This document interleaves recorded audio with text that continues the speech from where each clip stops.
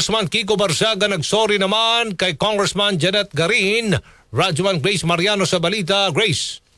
Ayon kay House Deputy Speaker at Iloilo Representative Janet Garin, paulit-ulit na nagsorry sa kanya si Cavite 4th District Representative Kiko Barzaga. Ito ay makarang itutok ng malapitan ni Barzaga ang kanyang cellphone sa mukha ni Garin habang sila ay nasa budget deliberations sa plenaryo kahapon. Sinaway ni Congresswoman Garin si Barzaga sa pamamagitan ng paghawi o pagtapik sa cellphone nito at pagsasabing huwag ganyan boss. Ayon kay Garin, hindi naman siya galit kay Barzaga pero wala talaga siyang oras na ito ay kausapin dahil abala sila sa deliberasyon para sa 2026 national budget na kadalasan ay inaabot ng hating gabi o madaling araw. Binanggit ni Garin na gusto kasi ni Barzaga na palagi siyang babatiin at kakausapin ng matagal. Dagdag pa ni Garin, palaging nagsasambit ng meow-meow si Barzaga at medyo maingay at minsan ay nagbibitiw ng hindi nararapat na mga salita kahit may session o may nagsasalita sa plenaryo. Bunso nito'y binigyan din ni Garin na inaasahan sa mga miyembro ng Kamara na pairalin ang tamang decorum o asal kapag sila ay nasa plenaryo.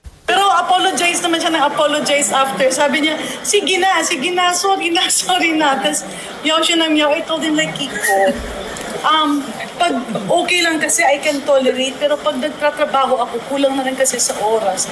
Give me the time and the flexibility to work. Si Kiko is always like that, na gusto niyang batiin siya. O kaya lang, lahat kasi may trabaho.